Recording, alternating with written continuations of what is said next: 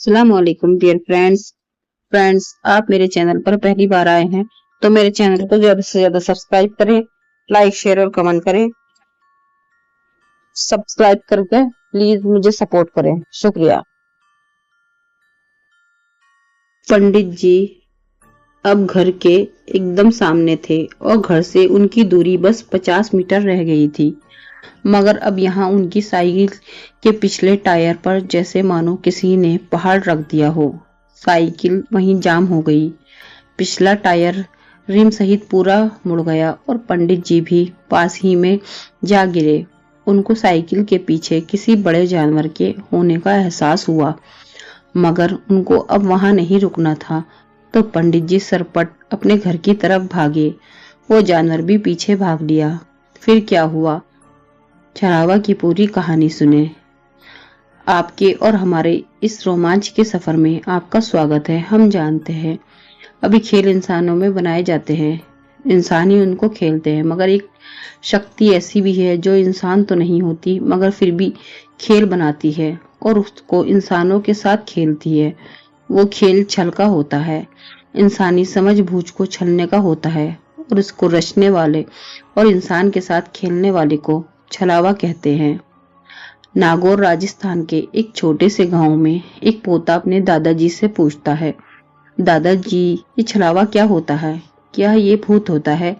दादाजी कहते हैं कि बेटा, भूत और छलावा एकदम अलग होते हैं। पोता पूछता है, दादाजी ठीक से बताओ ना, कैसे अलग होते हैं?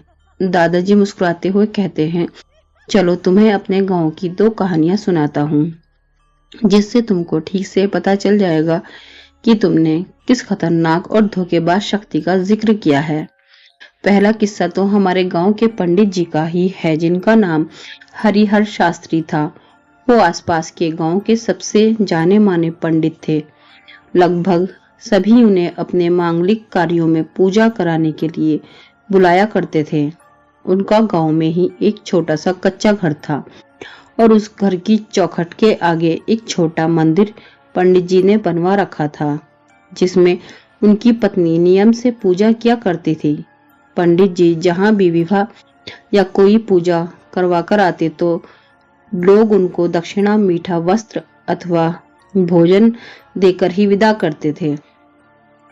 भोजन समारोह में कभी कभी ज्यादा रात भी हो जाया करती थी और रात को गांव में सवारी वाला वाहन मिलना संभव नहीं था, इसलिए पंडित जी ने एक साइकिल ले रखी थी।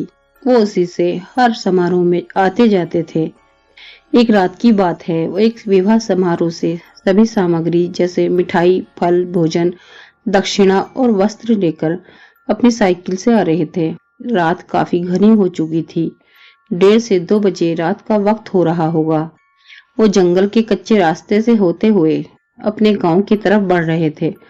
तभी एक छोटा सा बकरी का मेमना उनकी साइकिल के आगे अचानक से भागते हुए आ गया। पंडित जी ने एकदम से साइकिल के ब्रेक लगाए, जिससे वो मेमना साइकिल के नीचे आने से बच गया। पंडित ने देखा कि मेमना सुरक्षित है और उसको कोई चोट नहीं आई है।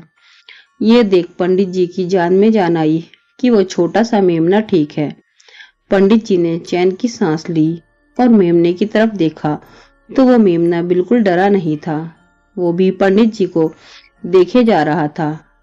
पंडित जी ने उसको देखा तो वो उस मेमने के आकर्षण में आ गए। मेमने का रंग चिट्टा सफेद था। वो इतना कोमल, मासूम और प्यारा लग रहा था, जैसे मानो कोई चीज उस मेमने की तरफ पंडित जी को खींच रही हो। पंडित के मन में उस मेमने को घर लाने का विचार आने लगा। बस फिर क्या था, वो मेमने को पकड़ने के लिए उसकी तरफ बढ़े तो मेमना भी उनकी तरफ बढ़ गया, जिससे पंडित जी ने उस मेमने को आसानी से पकड़कर अपनी साइकिल के पीछे बांध लिया और उस वक्त जंगल से अपने गांव की तरफ बढ़ गए। पंडित जी काफी खुश थे। मिठाई, कपड़े, भोजन के साथ ये मेमना जब बच्चे और घरवाली देखेगी तो उनकी खुशी दोगुनी हो जाएगी। ऐसे विचार से पंडित जी जंगल का आधा रास्ता पार कर चुके थे।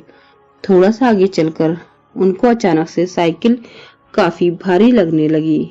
साइकिल के पेडल खींचने में बहुत ज्यादा दिक्कत आ रही थी। तो उन्होंने साइकिल की पिछली सीट की तरफ मुड़कर देखा तो उनकी जान हलक में आ गई। पिछली सीट पर उन्होंने अभी कुछ देर पहले एक कोमल सा सफेद रंग का मेमना बांधा था। उसकी जगह अब एक चितकबरे रंग का एक बड़ा सा बकरा आ गया था।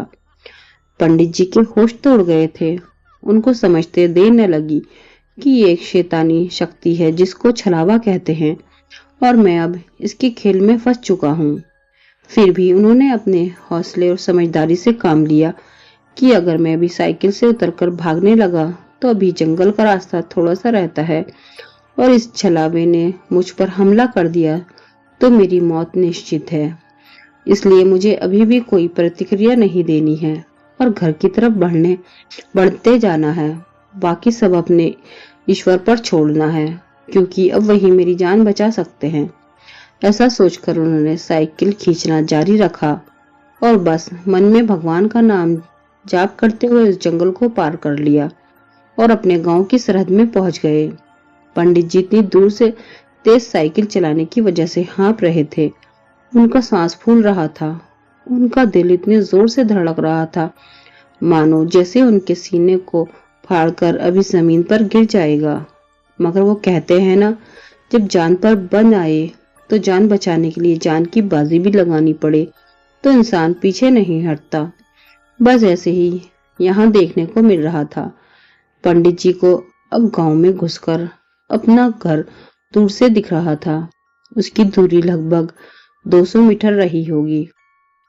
पंडित जी की अब जान में जान आने लगी थी। वो तेजी से आगे बढ़ रहे थे और अब उनके घर की दूरी 100 मीटर रह गई। वो भगवान का भी धन्यवाद कर रहे थे कि अब लगता है मैं बच जाऊंगा। पंडित जी अब घर के एकदम सामने थे और घर से उनकी दूरी बस 50 मीटर रह गई थी। मगर अब यहाँ उनकी साइकिल के पिछले टायर पर जैसे मानो किसी ने पहाड़ रख दिया हो। साइकिल वहीं जाम हो गई। पिछला टायर रिम सहित मुड़ गया और पंडित जी भी पास ही में जा गिरे। उनको साइकिल के पीछे किसी बड़े जानवर के होने का एहसास हुआ मगर उनको अब वहां नहीं रुकना था। तो पंडित जी सरपट अपने घर की तरफ भागे। वो जानवर भी पीछे भाग लिया। पंडित जी ने अपने घर के दरवाजे पर जाकर जोर जोर से दरवाजा बजाना शुरू किया। उनकी पत्नी उनके इंतजार में जागी हुई थी तो उन्होंने झट से दरवाजा खोल दिया और पंडित जी अपनी अच्छी किस्मत को लेकर अंदर आ गए। पत्नी ने पूछा, क्या हुआ? आप क्यों हाँफ रहे हो? आप ठीक तो हैं? मगर पंडित जी ने बिना एक भी शब्द कहे हल्की सी अपनी खिड़की खोलकर उस छलावे को देखा तो वो अब एक काले भैंसे का रूप धरकर उनके आंगन के बाहर ही खड़ा दिख रहा था और गुस्से में फुनकारे मार रहा था।